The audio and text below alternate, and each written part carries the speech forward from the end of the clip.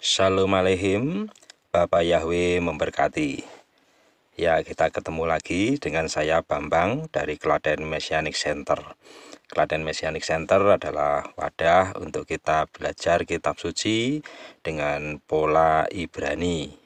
Klaten Messianic Center ini bernaung di bawah Kehilat Pemulihan Indonesia yang berpusat di Magelang. Ya, sekarang kita sudah masuk ke penciptaan pada hari yang keempat. Ya, sebelum kita mulai, seperti biasa, kita baca kitab Mazmur atau Tehillim 124 ayat yang ke-8. Etsrenu besem Yahweh oses samayim we'aretz. Haleluya. Amin. Kita sekarang masuk ke dalam pengajaran kitab Kejadian atau Perasat Bereshit. Ini sudah bagian yang ke-7, yaitu penciptaan pada hari yang keempat.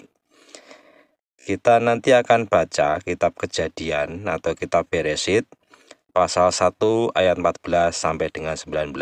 Sebelumnya kita baca doa berkat sebelum membaca Torah. Baruch kata Yahweh Elohenu melech haolam aser pachar banu mikol hamvenatan lanu et torato. Haleluya. Amin. Kejadian atau kitab Bereshit pasal 1 ayat 14 sampai 19. Dan Elohim berfirman, biarlah ada benda-benda penerang pada langit di angkasa untuk memisahkan antara siang dengan malam. Dan mereka ada untuk tanda-tanda dan untuk musim-musim dan untuk hari-hari dan tahun-tahun. Dan mereka ada sebagai benda-benda penerang pada cakrawala di angkasa untuk memberi terang di atas bumi, dan jadilah demikian. Dan Elohim menjadikan dua benda penerang yang lebih besar untuk menguasai siang dan benda penerang yang lebih kecil, serta bintang-bintang untuk menguasai malam. Dan Elohim menempatkan mereka pada cakrawala di angkasa untuk memberi terang di atas bumi, dan untuk berkuasa atas siang dan malam, serta untuk menjadikan pemisah antara terang dengan gelap. Dan Elohim melihat bahwa itu baik. Dan jadilah petang dan jadilah pagi, itulah hari keempat. Mari kita baca doa berkat setelah membaca Torah. Baruch kata Yahweh Elohenu melech haolam aser natan lanu tratemet wikaye ulam nata betohenu. Haleluya. Amin. Ya, kita lihat di dalam ayat yang ke-14, Kejadian atau Bereshit 1 ayat yang ke-14. Dan Elohim berfirman, biarlah ada benda-benda penerang pada langit di angkasa untuk memisahkan antara siang dengan malam, dan mereka ada untuk tanda-tanda dan untuk musim-musim dan untuk hari-hari dan tahun-tahun. Kita lihat satu persatu. Di sini ada kata benda-benda penerang. Benda-benda penerang di sini di dalam kitab Kejadian atau Bereshit pasal 1 ayat 14 ini dikatakan dalam bahasa Ibrani meorot. Meorot kata dasarnya adalah maor. Di meorot itu artinya benda-benda penerang. Maor itu artinya bercahaya atau cerah. Maor itu asal katanya adalah or, terang. Ya, ingat ya, kita pernah belajar tentang penciptaan terang di hari pertama. Terang bahasa Ibraninya adalah or. Kalau terang dunia itu or haolam, gitu ya. Ya, di sini benda-benda penerang yang dimaksud itu adalah matahari, bulan, dan bintang-bintang. Ya, memang bintang-bintang itu ada macam-macam ya. Ada bintang, ada meteor, ada komet, dan lain sebagainya. Dan itu semua disebut bintang-bintang yang kecil-kecil selain matahari dan bulan. Dan kemudian benda-benda penerang ini tujuan diciptakannya seperti dikatakan di dalam ayat tersebut adalah untuk tanda-tanda, untuk musim-musim, untuk hari-hari, dan untuk tahun-tahun. Di sini kita lihat tanda-tanda. Tanda-tanda bahasa Ibraninya adalah leotot. tanda itu kata dasarnya adalah ot. Asal katanya adalah awa. Awa itu artinya tanda atau isyarat.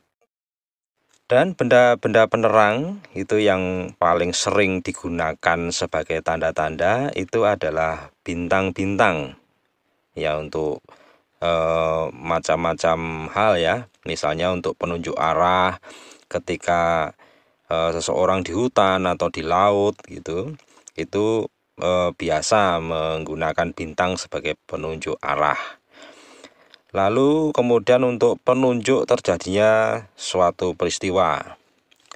Dulu ibu saya itu pernah bercerita ketika akan terjadi akan terjadi kerusuhan tahun 1965 itu di daerah ibu saya. Ibu saya melihat dan orang-orang di kampungnya juga melihat ada bintang namanya bintang Kemukus. Bintang Kemukus itu sebenarnya adalah komet Halley. Itu komet Halley, dan itu adalah pertanda bahwa akan terjadi suatu peristiwa besar gitu. Itu menurut kepercayaan di kampungnya ibu saya. Dan memang kenyataannya seperti itu. Tentu Bapak, Ibu, dan Saudara pernah baca tentang kelahiran Tuhan Yesus. Di situ ada bintang ya. Ada bintang yang dilihat oleh orang-orang Majus gitu. Lalu orang-orang Majus itu langsung bisa melihat ini bintang ini ada, berarti ada raja yang baru lahir gitu. Kemudian mereka berjalan ke arah bintang itu untuk nanti menyembah raja yang baru lahir tersebut, yaitu Tuhan Yesus. Ya. Lalu kemudian kita lihat di ayat yang ke-14 ini ada kata musim-musim. Musim-musim di sini dikatakan oleh Moadim. Ya, pakai akhiran im karena banyak ya musim-musim. Ule Moadim itu kata dasarnya adalah moed. Moed itu artinya adalah waktu, musim, atau agenda gitu ya, jadwal gitu ya. Dan asal katanya adalah yat. Yat itu artinya menentukan. Musim-musim yang dimaksud di sini itu adalah musim-musim yang berkenaan dengan iklim, musim-musim yang berkenaan dengan cuaca, musim-musim yang berkenaan dengan kegiatan pertanian, ya, kapan musim tanam, musim panen, dan lain sebagainya. Lalu musim-musim yang berkenaan dengan hari raya.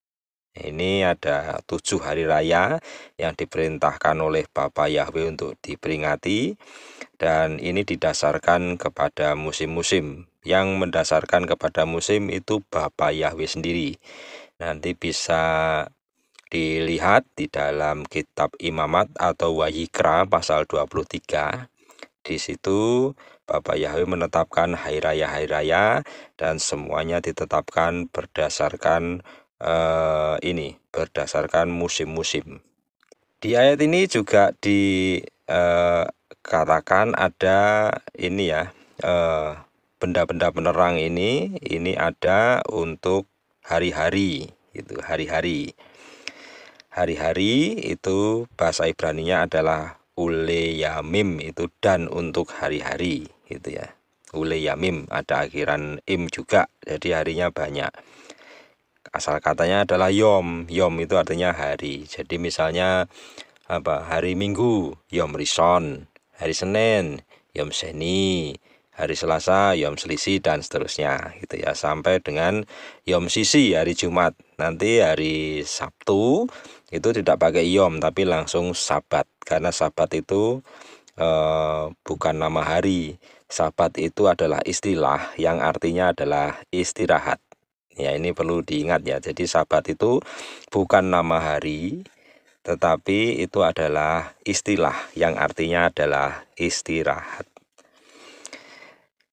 Nah, kalau kita berbicara masalah hari-hari, maka kita mau nggak mau harus belajar tentang penanggalan Ibrani, yaitu penanggalan lunar. Penanggalan Ibrani itu penanggalan lunar, yaitu penanggalan yang berdasarkan peredaran bulan, bukan matahari. Berdasarkan bulan ya, bukan matahari.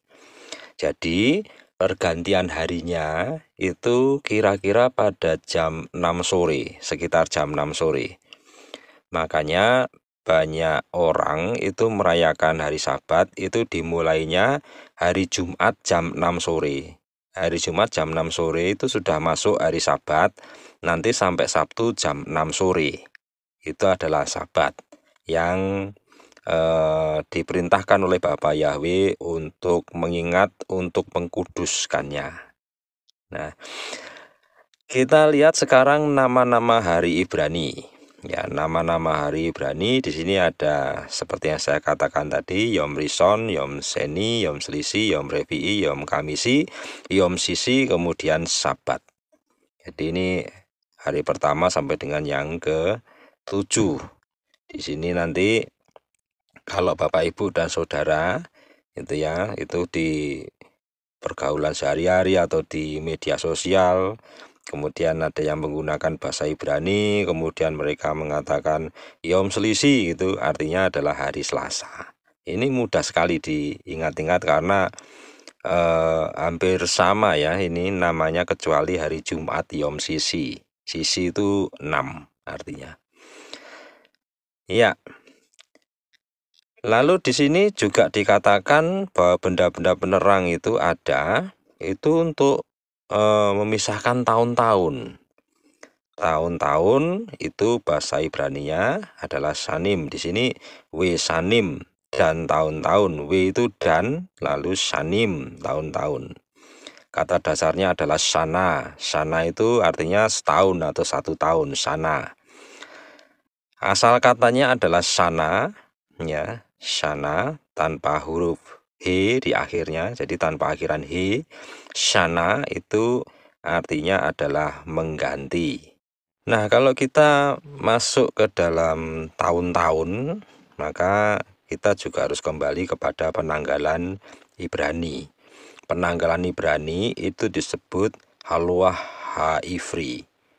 Ya, Haluah itu kalender penanggalan, Ha-Ivri itu, Ivri itu Ibrani artinya. Jadi orang-orang Ifrim itu adalah orang-orang keturunan Eber. Eber itu salah satu keturunannya Nuh.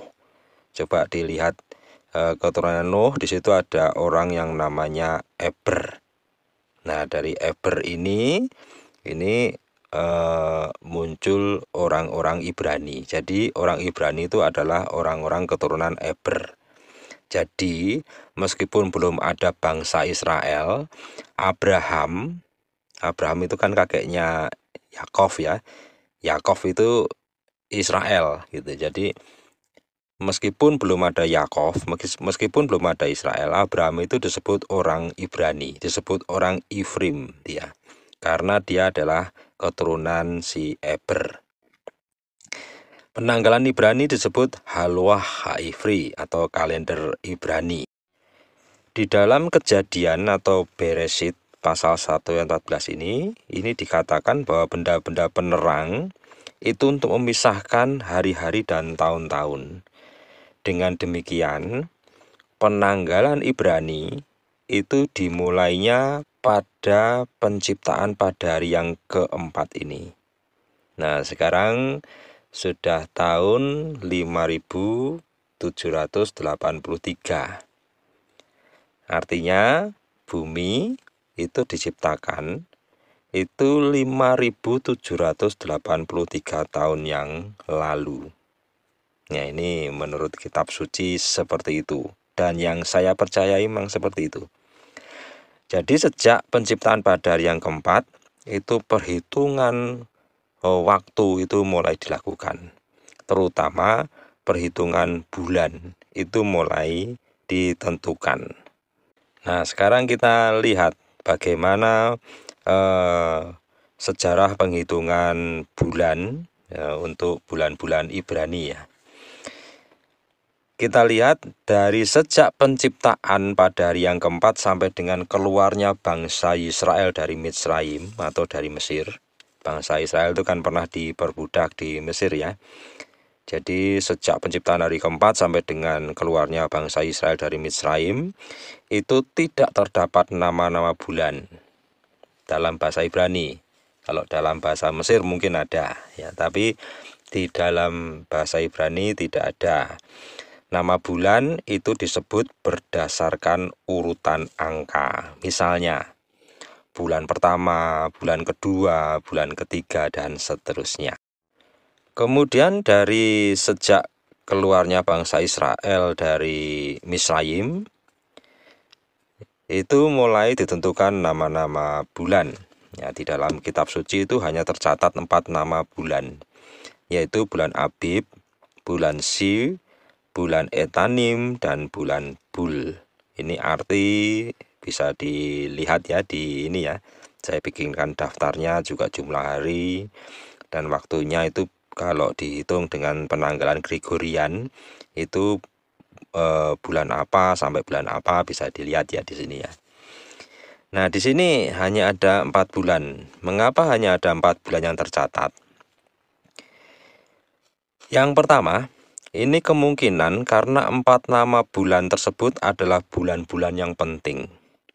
Ya, 4 nama bulan tersebut menjadi penting karena adanya hari raya dan musim-musim untuk pertanian. Ya, ini jadi penting gitu ya, karena pada saat itu bangsa Israel memang mengutamakan hari raya dan hal-hal yang berkaitan dengan pertanian gitu ya. Karena ketika keluar dari Mitsraim, mereka di padang gurun, mereka diberi Torah, dan situ mulai tentukan loh hari rayanya. Kemudian hari raya itu ditentukan berdasarkan musim-musim pertanian. Misalnya ini ya bulan Abib. Ini di bulan Abib itu terdapat 3 hari raya sekaligus, yaitu hari raya Pesah itu tanggal 14 Abib. Lalu hari raya roti tidak beragi itu tanggal 15 Abib. Dirayakan selama 7 hari. Jadi ini tanggal 15 sampai dengan tanggal 21 Abib. Itu perayaan roti tidak beragi. Lalu kemudian ada perayaan buah sulung. Nah, buah sulung ini tidak berdasarkan tanggal, tetapi buah sulung ini adalah hari pertama atau hari Minggu yang berada di 7 hari perayaan hari raya roti tidak beragi. Ini kan perayaan roti tidak beragi itu ada 7 hari. Nah, di antara 7 hari itu kalau ada hari Minggu, nah itu adalah hari raya buah sulung. Itu pasti ada hari Minggunya ya di situ ya. Ada Yom Risonnya, ada hari pertamanya di situ pasti ada. Nah, ini ayat-ayatnya semua ada di Imamat atau Wayikra pasal 23. Nanti bisa dilihat sendiri ya. Kemudian alasan yang kedua, kenapa kok hanya tercatat 4 bulan itu? Ini kemungkinan hanya 4 bulan tersebut yang diberi nama, sedangkan bulan-bulan yang lain hanya dengan urutan angka. Misalnya, nih seperti yang saya sajikan daftarnya ini ya. Bulan Abib, bulan Si, lalu bulan ketiga, bulan keempat, bulan kelima, bulan keenam. Lalu kemudian bulan Etanim, bulan Bul, bulan ke-9, bulan ke-10, bulan ke-11, bulan ke-12, dan ini berlangsung selama 1 tahun. Kemudian berlanjut ke sejarah berikutnya. Ini dari sejarah bangsa Israel ya. Kemudian bangsa Israel itu diserbu oleh Raja Nebukadnezar, kemudian mereka dibuang ke Babel. Jadi sejak saat itu sampai dengan sekarang, nama-nama bulan Ibrani itu menggunakan nama-nama Babel. Jadi kalau sekarang kita mengenal nama-nama bulan Ibrani itu nama-nama Babel semua itu, gitu ya.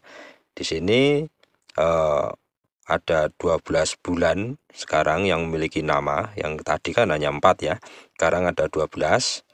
Itu bulan Nisar, bulan Ian, Sivan, lalu Tamus, Ab, Elul, Tisri, Keswan, Kislev, Tevet, Sebat, Adar. Ya, untuk tahun kabisatnya itu setiap penanggalan itu pasti ada kabisat ya. Untuk kabisatnya itu bulan Adarnya ada 2, jadi ada Adar 1, ada Adar 2. Adar yang kedua itu biasanya disebut W Adar atau Adar Seni. Seni itu kan kedua. Seperti hari kedua itu bahasa Ibrani-nya kan Yom Seni gitu ya. Jadi W Adar atau Adar Seni itu adalah Adar kedua untuk menggenapi tahun kabisat. Iya. Kemudian di dalam penanggalan Ibrani itu sekarang yang kita temui itu ada 2 tahun baru. Ya, ini lucu ini ya. Ini ada 2 tahun baru. Karena apa? Karena terdapat pandangan tentang bulan Tisri adalah bulan pertama. Itu padahal kalau di penanggalan Ibrani kan yang ditetapkan itu kan bulan pertamanya bulan Nisan. Tapi kemudian ada pandangan bahwa bulan Tisri lah yang bulan pertama. Tisri itu kalau di penanggalan Ibrani yang benar itu adalah bulan yang ketujuh. Tetapi di sini dianggap bulan pertama, bukan bulan ketujuh. Ya, jadi pandangan ini berpendapat ya bahwa bumi itu diciptakan pada tanggal 1 Tisri. Ya, oleh karena itu bulan Tisri dipandang sebagai bulan pertama tahun Ibrani. Otomatis tanggal 1 Tisri itu oleh mayoritas kalangan Yahudi itu dipandang sebagai tahun baru. Ya, golongan ini menyebut 1 Tisri itu sebagai awal tahun atau bahasa Ibrani-nya adalah Rosh Hashanah. Rosh itu kepala. Ya, kita dulu waktu ini ya, waktu pengantar Perasat Beresit kita kan pernah belajar ya bahwa Rosh itu adalah kepala gitu ya. Rosh itu kepala. Kata Beresit itu kan asal katanya adalah Rosh. Rosh itu kepala. Jadi Beresit itu artinya pada mulanya gitu ya. Ini Rosh Hashanah. Sana tadi artinya adalah tahun. Jadi Rosh Hashanah itu adalah awal tahun. Nah, pendapat ini pertama kali dinyatakan oleh Rabbi Eliezer pada awal abad kedua. Ya, ini seorang rabi yang menyatakan ini ya. Jadi sudah masuk setelah Masehi ini. Jadi belum zaman ini ya, bukan zaman sebelum Tuhan Yesua, tidak, tapi ini sudah tahun-tahun Masehi. Dan tahun 2022 dan 2023 ini berarti tahun Ibrani-nya masuk ke tahun 5783. Tapi pendapat tersebut ya, pendapat yang bulan Tisri sebagai bulan pertama tadi itu disangkal oleh beberapa kalangan ya, terutama oleh Rabbi Yehosua. Rabbi Yehosua ini juga berasal dari abad yang sama ya, jadi ini seangkatan dengan Rabbi Eliezer tadi. Rabbi Yehosua berpendapat sesuai Torah bahwa bulan pertama adalah Nisan atau bulan Abib. Ya, ini kalau menurut kitab suci memang bulan pertama itu harusnya Nisan atau Abib gitu ya. Ini kita lihat di dalam kitab Ulangan atau kitab Devarim pasal 16 ayat yang pertama. Peliharalah bulan Abib atau bulan Nisan, dan engkau harus merayakan Pesah bagi Yahwe Elohimmu. Karena dalam bulan Abib itu Yahwe Elohimmu telah membawa engkau keluar dari Misraim pada waktu malam. Jadi bangsa Israel itu keluarnya dari Mitsrayim itu malam hari ya, tidak seperti di film-film atau seperti yang selama ini kita bayangkan mereka keluar dari Mitsrayim pagi hari atau siang hari gitu ya. Ini malam hari, sesuai dengan kitab Ulangan atau kitab Devarim pasal 16 ayat 1. Lalu kita lihat di dalam kitab Keluaran atau kitab Semot pasal 12 ayat yang kedua. Bulan ini bagimu akan menjadi permulaan dari bulan-bulan. Ia bagimu menjadi yang pertama dari bulan-bulan dalam setahun. Ya, ini bulan Abib atau bulan Nisan. Ini ditetapkan oleh Bapa Yahweh sebagai bulan yang pertama dalam setahun. Nah, kemudian kita lihat di sini, di dalam Torah itu ternyata tidak ada kata Rosh Hashanah untuk tanggal 1 Tisri. Tetapi istilah Rosh Hashanah ini malah muncul untuk tanggal 1 Nisan. Kita lihat lagi coba di kitab Keluaran atau Semot ya, pasal 12 ayat 2 tadi. Bulan ini bagimu akan menjadi permulaan dari bulan-bulan. Ia bagimu menjadi yang pertama dari bulan-bulan dalam setahun. Di dalam bahasa Ibrani dikatakan Hakodes Hatseh Lahem Ros Kodasim Rison Hulahem Lekotse Hasana. Jadi kata Rosh Hashanah itu malah digunakan untuk 1 Nisan, bukan 1 Tisri. Ini menurut Torah, ya, bukan menurut saya loh ya ini. Ini menurut Torah. Jadi Rosh Hashanah menurut Torah itu adalah 1 Nisan. Tahun baru Ibrani menurut Torah itu adalah 1 Nisan, bukan 1 Tisri. Ya. Lalu bagaimana sebaiknya sikap kita dengan pertentangan tersebut? Ya, sikap yang diambil oleh para rabi dulu kita lihat. Ya. Oleh para rabi itu diambil jalan tengah. Tokohnya adalah Rabbi Nutam didukung oleh Rabbi Shlomo Litzaki atau terkenal dengan nama Rasi. Ya. Di sini dikatakan bahwa tanggal 1 Nisan adalah tahun baru religius dan tanggal 1 Tisri adalah tahun baru sipil. Lalu bagaimana sebaiknya sikap kita dengan pertentangan tersebut? Ya, sikap kita adalah penganut ajaran Tuhan Yesus. Tuhan Yesus mengatakan kalau iya katakan ya, kalau tidak katakan tidak. Lebih dari itu berasal dari si jahat.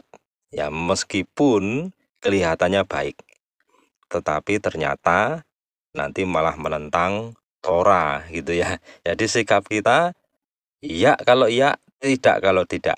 Maka sikap kita adalah tanggal 1 Nisan atau Abib adalah tahun baru. Tetapi di sini tidak ada perintah untuk merayakan. Ya kan? Coba dicari, kan nggak ada perintah untuk merayakan gitu. Dan tanggal 1 Tisri adalah hari raya peniupan nafiri. Nah, ini diperintahkan oleh Bapa Yahweh untuk merayakan. Kalau kita lihat di dalam kitab Imamat atau kitab Vayikra pasal 23, di situ ada perintah untuk merayakan, tapi bukan untuk merayakan tahun baru, tetapi untuk merayakan hari raya peniupan nafiri. Ini wajib untuk dirayakan. Sedangkan yang 1 Nisan itu tidak wajib untuk dirayakan karena tidak ada perintah untuk merayakannya. Nah, coba kita bandingkan ya. Sekarang tahun baru menurut Torah. Di kitab Keluaran atau kitab Semot pasal 12 ayat 2 dan kitab Imamat atau kitab Vayikra pasal 23 ayat 24. Ya, di sini bisa kita bandingkan bahwa yang dimaksud tahun baru itu adalah yang kitab Keluaran atau Semot pasal 12 ayat yang kedua. Tetapi kitab Imamat atau kitab Vayikra pasal 23 ayat 24 tentang satu Tisri, di sini adalah hari raya peniupan nafiri. Nah, yang disebut Rosasana berarti yang satu Nisan, bukan yang satu Tisri. Di sini yang wajib dirayakan adalah yang satu Tisri, tapi bukan sebagai tahun baru, tetapi hari raya peniupan nafiri. Ya, apapun tafsiran kita, apapun pendapat kita, Torah ini mengatakannya demikian. Jadi, seharusnya kita sebagai anak-anak Bapa Yahweh itu menuruti Torah, bukan menuruti bangsa Israel. Semua yang dari bangsa Israel itu tidak berarti bagus semua. Ada yang tidak sesuai dengan kitab suci. Gitu ya. Jadi yang kita lakukan adalah yang sesuai dengan kitab suci. Yang nggak sesuai ya nggak usah kita lakukan. Misalnya banyak ya orang-orang Israel atau orang-orang Yahudi itu tidak mau menyebut nama Bapa. Padahal perintah untuk menyebut nama Bapa itu ada di dalam kitab suci. Itu ya. Jadi mana yang kita turuti? Mereka melarang menyebut nama Bapa. Tetapi kitab suci memerintahkan kita untuk memanggil nama Bapa. Perintah tersebut ada banyak ya, tersebar di kitab suci kita. Misalnya ini ya, salah satu contohnya ada di kitab Mazmur atau kitab Tehillim pasal 105 ayat 1. Di sini dikatakan, bersyukurlah kepada Yahweh, lalu apa ini? Serukanlah namanya, beritahukanlah perbuatan-perbuatannya di antara bangsa-bangsa. Perhatikan di sini ada kata serukanlah namanya. Ini kan kalimat perintah untuk menyerukan namanya. Namanya adalah Yahweh. Bukan serukanlah jabatannya. Kalau Elohim itu kan jabatannya, Tuhan itu jabatannya, gitu ya. Tapi kalau namanya itu adalah Yahweh. Ini kalau di dalam bahasa Ibrani dikatakan kiru bismo, serukanlah namanya. Jadi ini perintah. Kalau Bapak Yahweh memerintahkan ini kemudian kita tidak melakukannya, atau kita malah mengajarkannya kepada orang lain supaya tidak menyebut nama Bapa, nama Yahweh, yaitu berarti sudah menentang perintah Bapa Yahweh di dalam kitab Mazmur atau di dalam kitab Tehillim ini. Ada banyak ya perintah-perintah untuk ini menyebut nama Bapa, nama Yahweh di ayat-ayat yang lain di dalam kitab suci itu tersebar banyak sekali. Ya udah, kita yang turuti yang kitab suci. Gitu. Apapun pendapat orang-orang Yahudi seperti apa, itu kan pendapat manusia. Gitu ya. Ini yang kita ikuti kan pendapatnya Bapa Yahweh, bukan pendapat manusia. Sekarang kita masuk ke dalam hari-hari ibadah. Jadi kalau sudah ditetapkan hari-hari dan tahun-tahun, itu pasti Bapa Yahweh menginginkan ada hari-hari yang dikhususkan untuk dirayakan bagi Bapa Yahweh. Hari-hari apakah itu? Ya, kita bisa lihat di dalam kitab Mazmur atau kitab Tehillim pasal 81 ayat yang keempat. Di sini dikatakan Tihu Ahodes Sofar Pakese Leyom Kagenu, atau dalam bahasa Indonesia, tiuplah sangkakala pada bulan baru, pada bulan purnama, pada hari raya kita. Kita perhatikan di sini hari-hari yang ditetapkan oleh Bapa Yahweh untuk dirayakan itu adalah bulan baru, bulan purnama, dan hari raya. Ya, hari raya ada 7 hari raya menurut kitab Wayikra atau kitab Imamat pasal 23. Ada 7 hari raya. Tetapi kalau kita baca kitab Imamat atau kitab Wayikra pasal 23, itu di awal-awal di situ dikatakan bahwa kita harus merayakan Sabat. Ya, Sabat itu sebenarnya adalah hari raya. Ya, jadi selain 7 hari raya, itu Sabat itu adalah hari raya. Ya, kita lihat di dalam kitab Imamat atau kitab Wayikra pasal 23 ayat 3. Di sini dikatakan 6 hari lamanya haruslah pekerjaan dilakukan, dan pada hari ketujuh itulah sabat perhentian, suatu pertemuan kudus. Kamu tidak boleh melakukan segala pekerjaan. Itulah sabat bagi Yahweh di seluruh tempat tinggalmu. Ya, ini sabat itu hari raya ya. Jadi harus kita rayakan, dan ini ada perintahnya. Jadi kalau tidak merayakan hari raya ya berarti tidak menuruti perintah Bapak Yahweh, gitu aja tuh ya. Ya, gitu ya. Ini karena ada perintahnya, dan ada banyak sebenarnya perintah untuk ini ya, merayakan, memelihara hari Sabat itu ada banyak sekali gitu. Oke, jadi hari-hari ibadah yang ditetapkan oleh Bapak Yahweh itu ya, itu jadinya seperti ini. Sabat, bulan baru, bulan purnama, terus kemudian hari raya Pesa, hari raya roti tidak beragi, hari raya buah sulung, hari raya Shavuot atau Pentakosta, hari raya peniupan nafiri, hari raya pendamaian, dan hari raya pondok daun. Itu ada 10 waktu untuk ibadah. Yang mingguan itu adalah Sabat, yang 2 mingguan itu bulan baru dan bulan purnama, sedangkan Pesah sampai dengan pondok daun itu tahunan. Nah, ini hari-hari ibadah yang ditetapkan oleh Bapak Yahweh. Di dalam kitab suci, Bapak Yahweh tidak pernah memerintahkan hari yang lain untuk hari ibadah selain hari-hari ini. Jadi, apakah boleh beribadah pada hari yang lain? Ya boleh saja, silahkan. Di hari-hari yang lain boleh saja. Tetapi kalau kita ibadah di hari yang lain, kemudian di hari-hari yang ini, yang 10 item ini kita tinggalkan, ya berarti kita sudah merubah Torah gitu, dan itu tidak baik gitu ya. Oke, itu adalah waktu-waktu yang ditetapkan oleh Bapak Yahweh.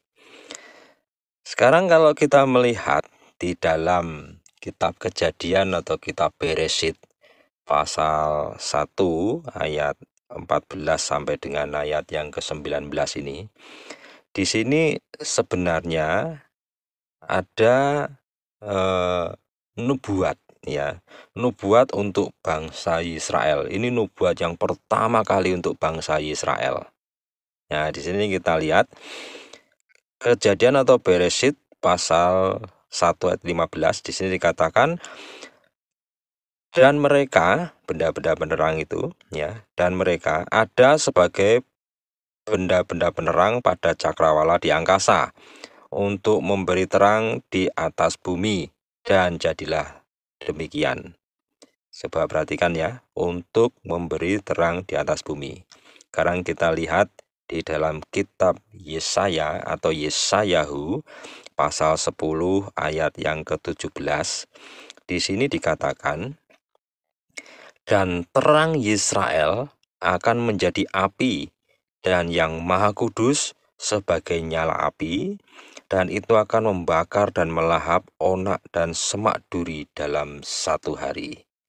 Onak dan semak duri itu gambaran halangan-halangannya manusia.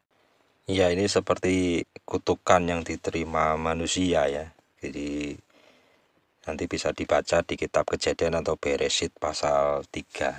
Di situ dikatakan bahwa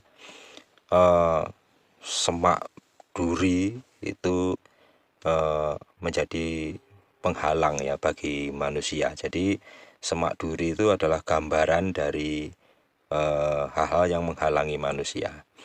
Tetapi di sini terang Israel, jadi Israel itu diibaratkan sebagai benda penerangnya, dan nyala apinya atau terangnya sendiri adalah Bapak Yahweh, dan itu akan memusnahkan semua penghalang-penghalang manusia gitu. Nah, ini nubuatan pertama. Kita lihat di dalam kitab Kejadian atau Beresit pasal 37 ayat yang ke-9 supaya lebih jelas ya.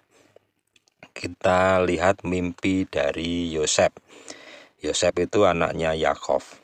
Ya, ini di ayat ini dikatakan, Dan dia masih bermimpi sebuah mimpi lainnya, lalu menceritakan kepada saudara-saudaranya dan dia berkata, "Dengarlah, aku bermimpi sebuah mimpi lagi."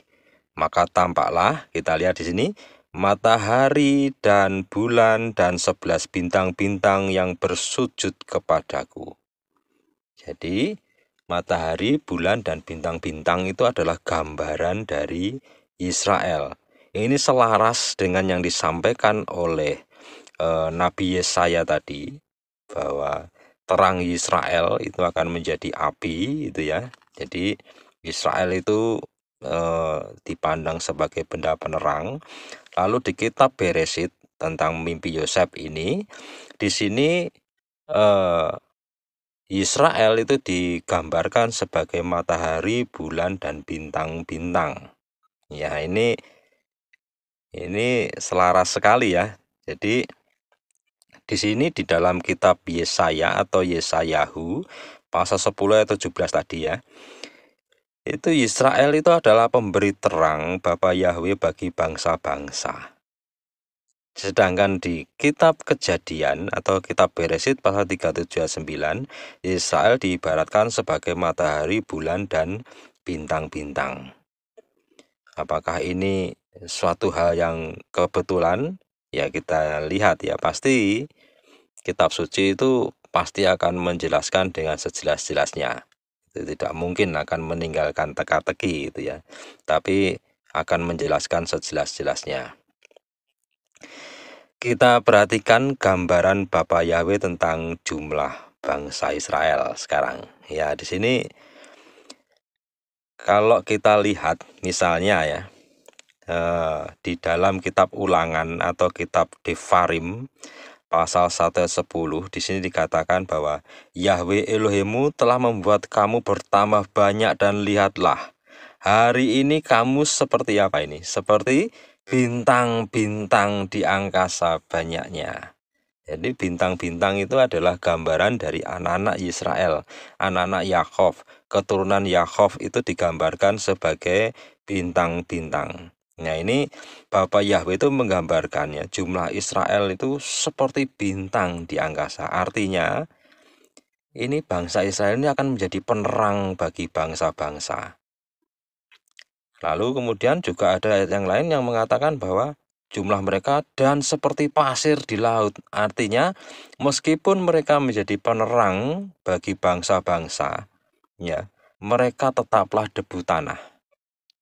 Ini luar biasa sekali ya ini ya, Bapa Yahweh mengibaratkan jumlah bangsa Israel. Kenapa kok pakai bintang? Kenapa kok pakai pasir di laut? Kenapa kok nggak lain, misalnya kerikil di tepi jalan misalnya gitu ya.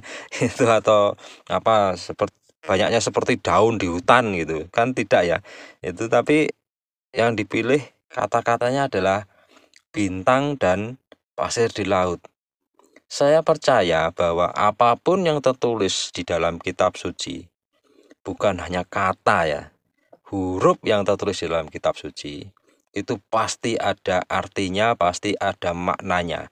Dan tidak mungkin itu ditulis untuk hal yang sia-sia. Pasti ada arti, ada maknanya. Jadi kalau Bapa Yahweh itu mengatakan seperti bintang di langit dan pasir di tepi laut, itu berarti ada maknanya gitu, ada artinya, bukan sembarangan nyebut gitu ya. Ini Bapa Yahweh Tuhan yang berkata ya. Misalnya seorang kepala negara aja atau pejabat negara itu kalau bicara aja perlu hati-hati sekali toh, supaya tidak ada yang kata-kata yang sia-sia gitu ya. Nah ini apalagi Elohim Bapa Yahweh yang Maha Kuasa. Ini pasti setiap kata-kata yang keluar dari Bapa Yahweh itu pasti ada arti dan makna yang besar di situ ya. Iya, Bapa Yahweh itu mengibaratkan anak-anak Israel itu seperti bintang-bintang di angkasa. Dan ini ada satu hal yang luar biasa lagi, kalau kita melihat nilai gematria ya. Ini kan kita ke pola Ibrani. Jadi kita coba masuk ke dalam gematria gitu ya. Kata bintang-bintang itu dalam bahasa Ibrani adalah kokabim. Kokabim itu terusun atas huruf kaf, waw, kaf, bet, yod, dan mem akhir. Ini kalau kita lihat nilainya, kaf itu 20, waw itu 6, kaf lagi 20, lalu bet itu 2, yod 10, dan mem, ini mem akhir. Mem akhir itu nilainya 600. Beda dengan mem tengah ya. Kalau mem tengah itu nilainya 40. Ini mem akhir itu nilainya 600. Jadi jumlahnya ada 658. Sedangkan kata Yisrael tersusun atas huruf yod, shin, res, alef, dan lamet. Itu nilainya yod 10, shin 300, res 200, alef 1, lamet 30. Nilainya adalah 541. Sekarang coba ini kita jadikan 2 angka. Ini kan masing-masing 3 angka ini. Yang kokabim itu 658, ada 3 angka 6, 5, dan 8. Israel ada 3 angka 5, 4, 1. Kita jadikan 2 angka. Kalau kita jadikan 2 angka, yang kokabim itu 6 ditambah 5 ditambah 8 jadi 19. Lalu kemudian yang Yisrael itu 5 ditambah 4 ditambah 1, nilainya adalah 10. Kita jadikan sekarang menjadi 1 angka ya. Kita jadikan 1 angka. Yang tadi yang kokabim 19 itu jadikan 1 angka, berarti 1 tambah 9 sama dengan 10. Ini masih 2 angka. Dijadikan 1 angka berarti yang 10 itu 1 ditambah 0 jadi 1. Sedangkan yang Israel tadi udah ketemu angka 10. Lalu ini kalau dijadikan 1 angka, 1 ditambah 0 sama dengan 1. Jadi ini sama-sama 1. Luar biasa bukan? Maka betul sekali bahwa Bapak Yahweh itu mengibaratkan Israel sebagai bintang-bintang. Bintang dan Israel sama-sama memiliki nilai 1. Kalau di dalam huruf Ibrani, 1 adalah huruf alef. Kita di dalam ini ya, Perasat Beresit yang bagian yang kedua, kita pernah belajar tentang huruf alef. Ya, huruf alef itu adalah melambangkan Elohim. Jadi Tuhan Yesua, Elohim ya, Bapa Yahweh itu juga mengibaratkan dirinya itu sebagai bintang. Ya, karena apa? Karena bintang kalau dijadikan 1 angka, ini kata kokabim bintang, kalau jadikan 1 angka itu nilainya adalah 1. 1 adalah huruf alef. Tuhan Yesua berkata di dalam kitab Wahyu atau Gilyahna pasal 22 ayat yang ke-16. Di sini Tuhan Yesua berfirman, "Aku, Yesua, telah mengutus malaikatku untuk bersaksi kepadamu hal-hal mengenai kehilat-kehilatku ini. Akulah tunas dan keturunan Daud." Lalu di sini katakan apa? Bintang fajar yang cemerlang. Jadi Tuhan Yesua itu juga melambangkan dirinya itu sebagai bintang. Karena kalau jadikan 1 angka, kata kokabim itu nilainya 1. 1 adalah huruf alef, dan alef itu melambangkan Elohim atau Bapa Yahweh atau Tuhan Yesua HaMasyiah. Israel digambarkan oleh Bapa Yahweh sebagai bintang-bintang karena bangsa Israel akan dijadikan Bapa Yahweh sebagai alat penerang bagi bangsa-bangsa. Nah, sekarang kalau kita lihat mimpi Yosef tadi, maka matahari itu adalah gambaran dari Yakov. Ya, bapaknya 12 suku Israel gitu ya, Yakov. Bulan itu gambaran dari ibu-ibu Israel. Ibu-ibu Israel di sini adalah Sarah, Rivka, Leah, dan Rachel. Menurut pola Ibrani, keempat wanita inilah yang disebut ibu-ibu Israel. Sarah sebagai buyut dari 12 suku Israel disebut sebagai ibu pertama dari 12 suku Israel. Sedangkan Rivka sebenarnya adalah nenek dari 12 suku Israel. Ini adalah ibu kedua. Jadi tadi ibu pertama Sarah, Rivka ibu kedua. Kemudian ibu ketiganya Leah, dan Rachel sebagai ibu keempat. Lalu bagaimana dengan Silpa dan Bilha?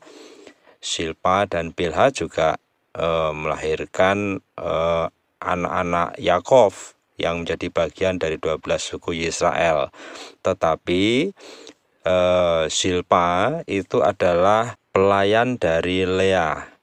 Jadi anak-anak Silpa itu menjadi milik Leah. Ini sebenarnya mirip dengan Sarah dan Hagar. Jadi Sarah istrinya Abraham waktu itu mandul, lalu kemudian dia meminta Abraham untuk menikahi Hagar agar anak dari si Hagar ini nanti bisa menjadi milik Sarah. Jadi ini mirip dengan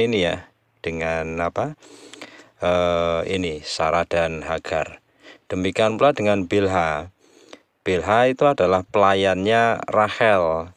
Jadi Rachel waktu itu mandul, dia iri terhadap kakaknya si Leah karena Leah sudah melahirkan 4 anak.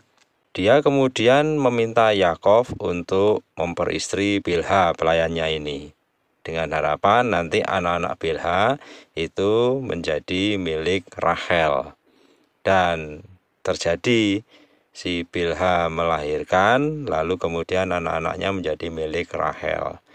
Nah, di sini si Leah cemburu, merasa iri, lalu kemudian dia juga minta Yakov untuk menikahi Silpa, pelayannya, dan Silpa juga melahirkan. Jadi Silpa dan Bilha itu tidak masuk ke dalam ibu-ibu Israel, meskipun dia juga mempunyai anak dan menjadi bagian dari 12 suku Israel, karena dia posisinya adalah pelayan. Sama seperti kasus ini ya, Hagar dan Sarah, sama dengan itu. Ini adalah budaya di waktu itu ya, budaya pada masa itu.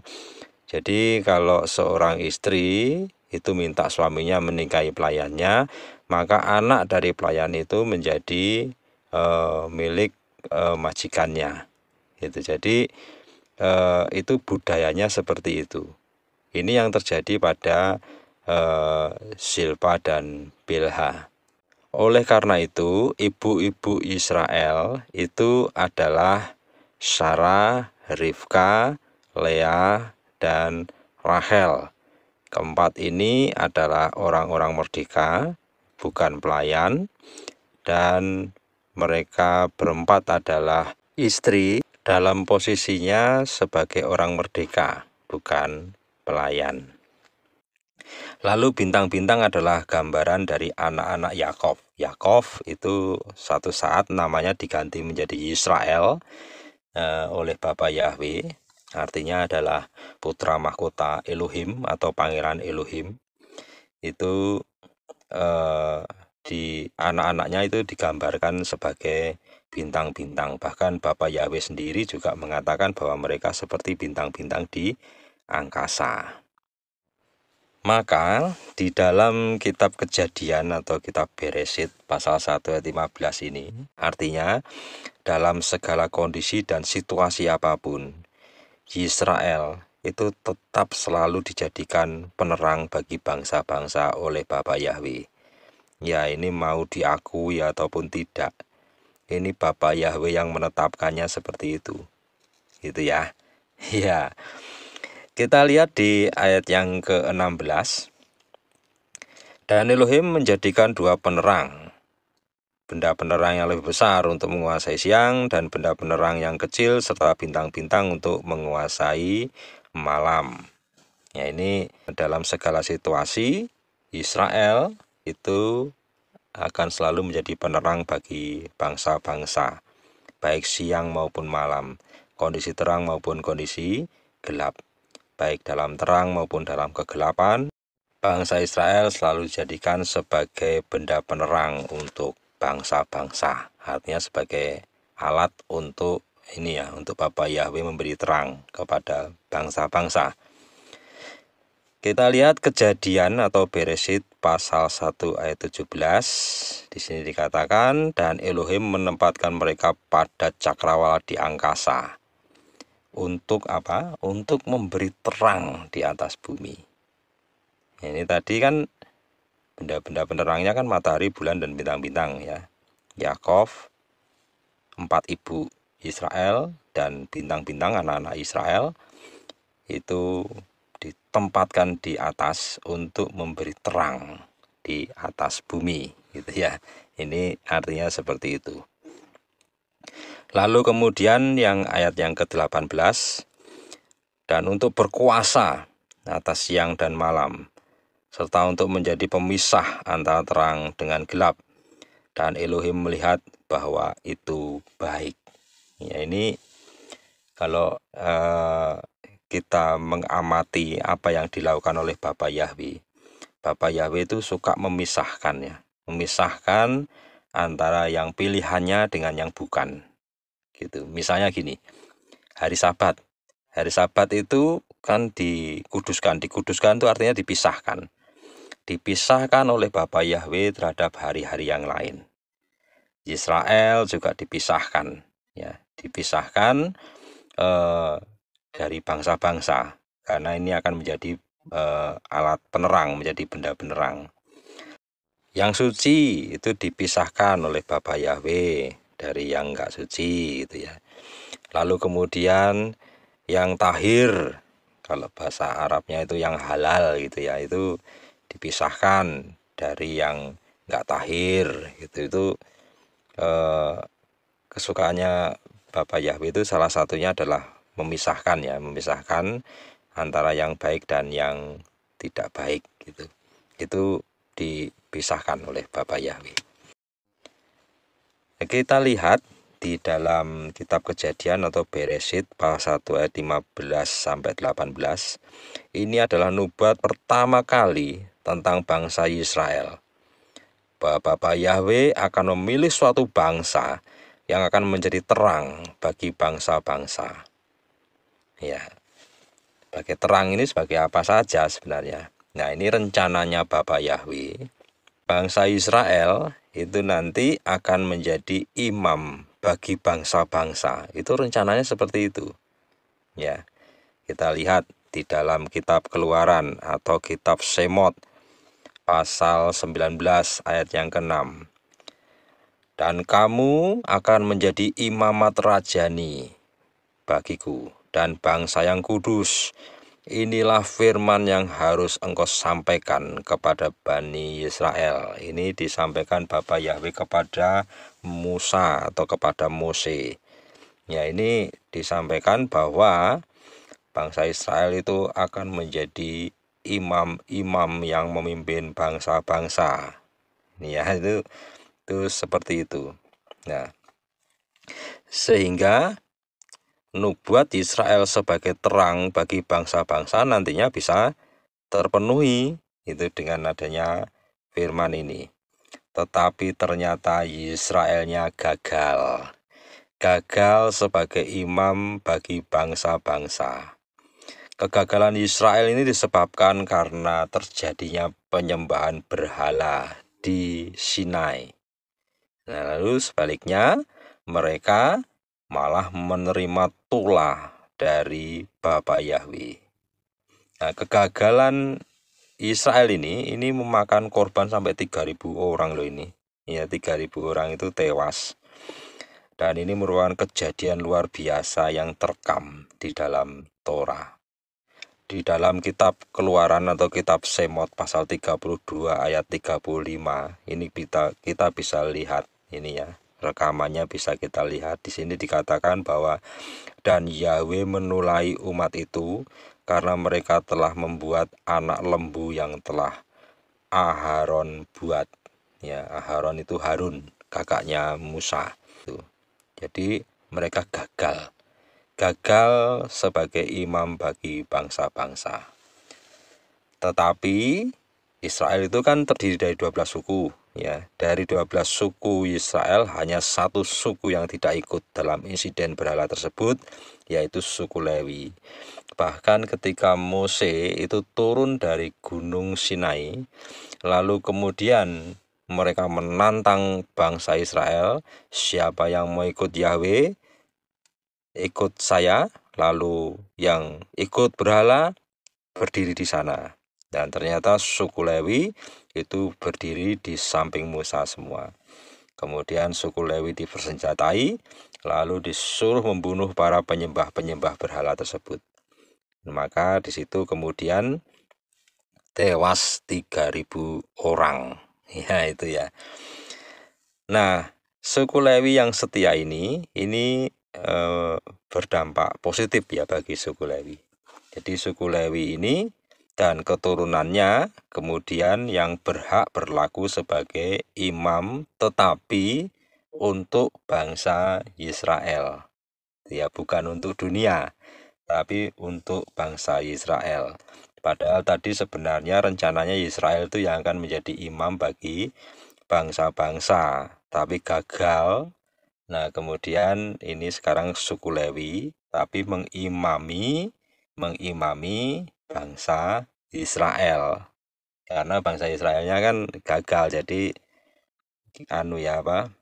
akhirnya menjadi sama dengan bangsa yang lain dan perlu diberi imam, diberi perantara antara Bapa Yahweh dengan bangsa Israel, harus ada perantara, dan perantara tersebut adalah seorang imam. Dan suatu saat nanti ya, ini Bapa Yahweh akan mengambil alih keimaman ini dari bangsa Israel. Jadi bangsa Israel yang harusnya menjadi imam bagi bangsa-bangsa diambil alih oleh Bapa Yahweh ini supaya rencana dari bangsa Israel ini sebagai terang bagi bangsa-bangsa itu tetap terwujud ya. Jadi mewujudkan bangsa Israel sebagai benda penerang bagi bangsa-bangsa itu terwujud tidak harus menjadikan bangsa Israel sebagai imam, tetapi nanti akan keluar seorang imam dari bangsa Israel untuk mengimami bangsa-bangsa. Kita lihat di dalam kitab Mazmur atau kitab Tehilim pasal 110 ayat yang keempat, di sini dikatakan, Yahweh telah bersumpah dan tidak akan menyesal. Engkau adalah imam yang kekal menurut peraturan Melkisedek. Apa itu yang disebut peraturan Melkisedek? Ya, ini kita lihat. Ya, peraturan Melkisedek itu adalah seperti ini. Di dalam Torah seorang imam itu kan harus keturunan Lewi gitu ya, harus keturunan Lewi. Tetapi imam tersebut yang keturunan Lewi itu khusus yang untuk bangsa Israel. Sedangkan imam untuk bangsa-bangsa itu menggunakan peraturan Melkisedek. Melkisedek itu adalah tokoh yang menemui Abraham ketika selesai perang Sidim. Nanti bisa baca ya, baca sendiri di kitab Bereshit itu ada sebuah peristiwa perang antara Abraham dengan Raja Kedorlaomer. Itu perangnya itu disebut perang Sidim ya. Itu Abraham keluar sebagai pemenang, dan ketika pulang perang itu disambut oleh seorang imam sekaligus raja dia. Ya, raja dari Salem. Itu namanya adalah Malkisedek. Malkisedek ini adalah seorang imam. Kitab suci mengatakan bahwa dia adalah imam dari Elohim yang Maha Tinggi. Padahal waktu itu orang-orang Lewi itu belum ada, gitu kan. Ini kan pada zaman Abraham, tetapi di sini Malkisedek dikatakan bahwa dia adalah imam Elohim yang Maha Tinggi. Jadi untuk peraturan Melkisedek itu seorang imam itu tidak keturunan Lewi. Ya, ini untuk imam bangsa-bangsa itu bukan keturunan Lewi atau tidak harus keturunan Lewi gitu ya. Karena Melkisedek itu juga bukan keturunan Lewi, tetapi dia diakui sebagai imam Elohim yang Maha Tinggi gitu ya. Di situ dikatakan seperti itu. Nah, dia itu bahkan bukan orang Israel. Israel kan belum ada, Bang, ini zaman Abraham ya. Israel belum ada. Jadi dia bukan orang Lewi, tapi dia juga bukan orang Israel. Nah, keimaman bagi bangsa-bangsa itu nantinya akan dipegang sendiri oleh Bapa Yahweh menggunakan peraturan ini, peraturan Malkisedek. Tetapi supaya nubuat Israel sebagai alat penerang bagi bangsa-bangsa itu tidak gagal gitu ya. Jadi imam itu nantinya akan keluar dari bangsa Israel ini. Gitu. Jadi nanti nubuat tentang Israel sebagai alat penerang bagi bangsa-bangsa ini tidak pernah gagal. Kita lihat di dalam kitab Yesayahu pasal 2 ayat yang ketiga. Di sini dikatakan, dan banyak orang pergi dan akan berkata, datanglah dan kita naik ke gunung Yahweh, ke bait Elohim Yahov, dan dia mengajar kita jalan-jalannya, dan kita berjalan di dalam jalan-jalan setapaknya. Sebab dari Sion akan keluar Torah dan firman Yahweh dari Yerusalem.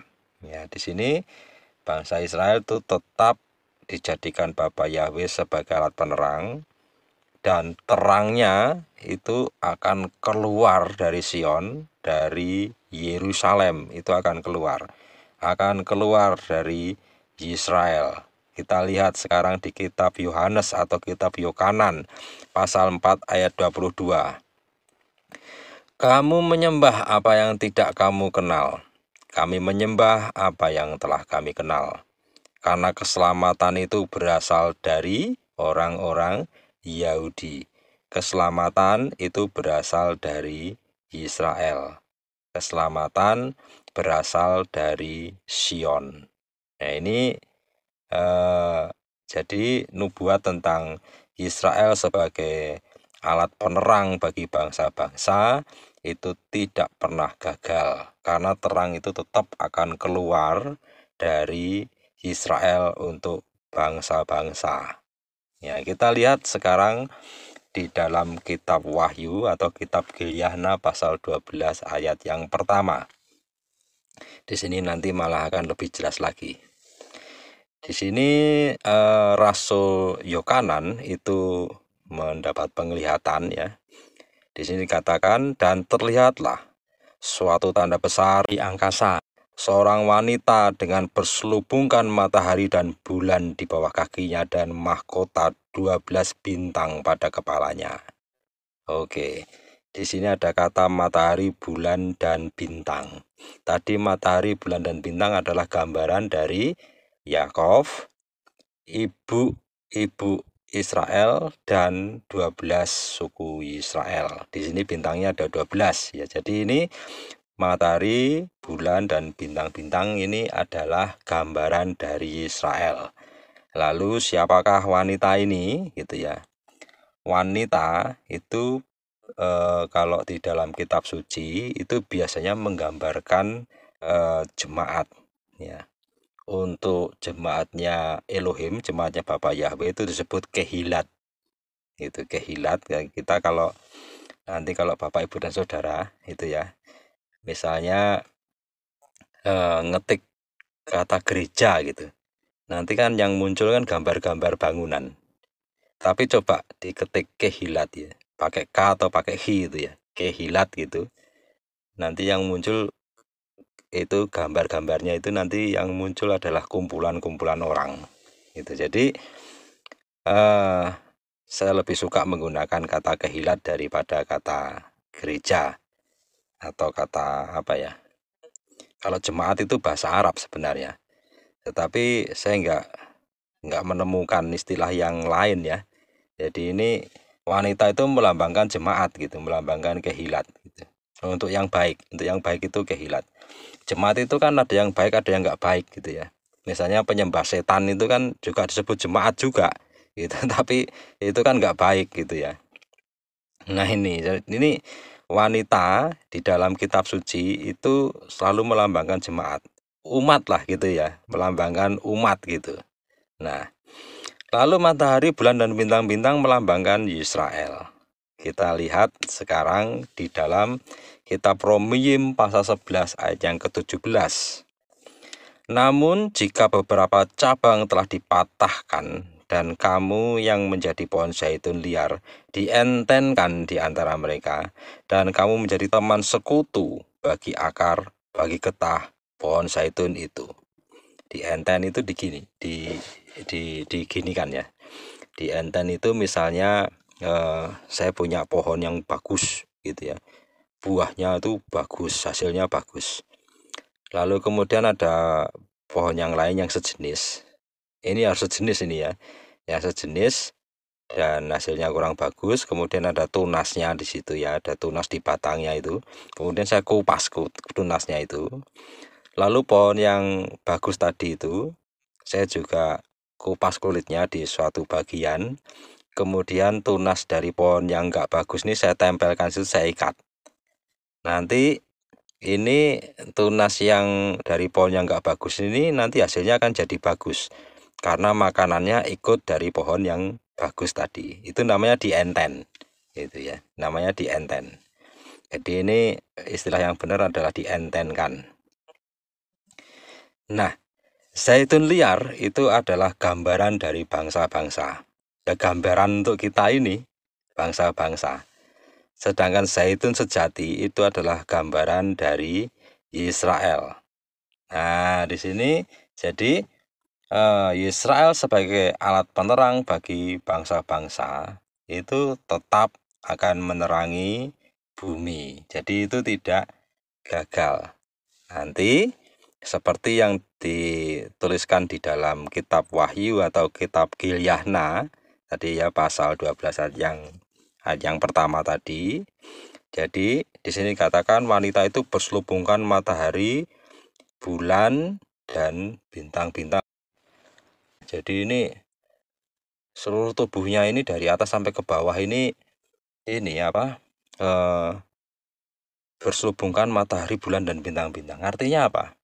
Artinya di akhir zaman itu akan muncul sebuah kehilat, sebuah umat ya, akan muncul kumpulan manusia itu yang percaya kepada Mesias, percaya kepada Tuhan Yesus Masiah, tetapi mereka tidak pernah meninggalkan pola Ibrani-nya, yaitu ya kita ini kita sebenarnya beruntung, tapi kita juga harus berdoa supaya orang-orang lain yang sebenarnya mereka percaya kepada Mesias, mereka juga harus kembali kepada pola Ibrani. Karena dengan kembali kepada pola Ibrani, maka kita itu tidak hanya makan remah-remah roti, tetapi kita makan rotinya. Jadi kita tidak makan rontokan gitu ya, tidak makan hal yang rontok dari atas meja, tetapi kita benar-benar makan rotinya yang ada di meja itu. Karena dengan pola Ibrani lah, maka kita bisa makan rotinya, bukan remah-remahnya. Ini nubuat ini ditulis di dalam kitab suci, dan orang-orang Kristen sekalipun, ini semua pasti di dalam kitab sucinya ada tulisan ini. Nah, kalau kita percaya kepada nubuat dari Bapa Yahweh, nubuat dari Elohim, nubuat dari Tuhan, wanita yang berselubungkan matahari, bulan, dan bintang ini berarti wanita yang berselubungkan Israel. Artinya adalah kehilat yang berpola Ibrani, yang yang menjadi senternya itu adalah Ibrani, bukan Eropa, bukan Yunani, bukan Amerika, tetapi dari Ibrani. Ini nubuat yang ditulis di dalam kitab suci untuk akhir zaman. Mau diterima atau tidak, ya inilah yang tertulis gitu. Dan sekarang ini sudah mulai terwujud kan. Ini sudah mulai bangkit di mana-mana gerakan-gerakan yang berpola Ibrani. Jadi gerakan ini disebut gerakan mesianik. Jadi mereka yang berpola Ibrani, yang percaya kepada Tuhan Yesus HaMasyiah, menerima Tuhan Yesus HaMasyiah sebagai Tuhan dan Raja di dalam hidupnya. Ini adalah wanita ini yang digambarkan di dalam kitab Wahyu atau Gilyahna pasal 12 ayat yang pertama. Selanjutnya ada satu hal yang luar biasa. Seperti tadi sudah disampaikan di dalam kitab Keluaran pasal 19 ayat yang ke-6 dikatakan, dan kamu akan menjadi imamat rajani bagiku dan bangsa yang kudus. Inilah firman yang harus engkau sampaikan kepada Bani Israel. Firman ini disampaikan Bapa Yahweh kepada Musa atau Mose untuk bangsa Israel, bahwa bangsa Israel nanti akan menjadi imam-imam bagi bangsa-bangsa. Tetapi karena Israel gagal, maka Bapa Yahweh mengambil alih keimaman tersebut, dan keimaman tersebut dipegang oleh Bapa Yahweh sendiri di dalam Tuhan Yeshua HaMasyiah. Itu seperti yang tertulis di dalam kitab Ibrani atau kitab Ifrim pasal yang keempat ayat yang ke-14. Di sini dikatakan, selanjutnya karena mempunyai seorang imam besar yang agung yang telah melintasi langit, yaitu Yeshua putra Elohim, maka kita dapat berpegang teguh akan pengakuan itu. Nah, di sini yang menjadi imam agungnya itu adalah Bapa Yahweh sendiri di dalam Tuhan Yeshua HaMasyiah. Ini imam agung. Kalau imam agung ada, itu berarti imam-imam di bawahnya juga ada. Gitu ya. Lah, siapakah imam-imam di bawahnya ini? Mari kita buka di dalam kitab 1 Petrus atau 1 Kefa pasal yang kedua ayat yang ke-9. Di sini dikatakan, namun kamulah bangsa yang terpilih, imamat yang rajani, bangsa yang kudus, umat dalam pemeliharaan, supaya kamu memberitakan kebajikan Dia yang telah memanggil kamu dari kegelapan ke dalam terangnya yang menakjubkan. Ya, di sini imam-imam di bawah imam agung Tuhan Yeshua HaMasyiah itu tidak lain adalah kita, kehilatnya. Tugas imam itu apa toh? Tugas imam adalah mendoakan, mendoakan umat yang digembalakan, atau menjadi perantara antara umat yang digembalakan dengan Bapa Yahweh. Itu tugas dari seorang imam. Jadi apa yang dulu sudah direncanakan untuk bangsa Israel sebagai imam, itu sekarang dilimpahkan kepada kita, anak-anaknya. Luar biasa sekali bukan? Terang tetap untuk bangsa-bangsa alat penerangnya adalah Israel. Dan terang tersebut adalah firman Bapa Yahweh, adalah Torah yang tersebar di bangsa-bangsa keluar dari bangsa Israel. Dengan demikian, Israel sebagai alat penerang bagi bangsa-bangsa tetap terpenuhi nubuatnya, tidak pernah gagal. Yang gagal adalah Israel sendiri, tetapi nubuat dari Bapa Yahweh satu pun tidak ada yang gagal. Demikian untuk pengajaran kali ini. Kalau ada pertanyaan, silahkan saudara, Bapak Ibu bisa WA saya, bisa email saya, bisa telegram saya, atau bisa datang sendiri di rumah saya, atau janjian kita ketemu di suatu tempat. Nanti kita akan belajar bersama-sama tentang kitab suci. Ya, demikian pengajaran untuk kali ini. Sukses besar untuk kita semua. Bapa Yahweh memberkati. Haleluya. Amin.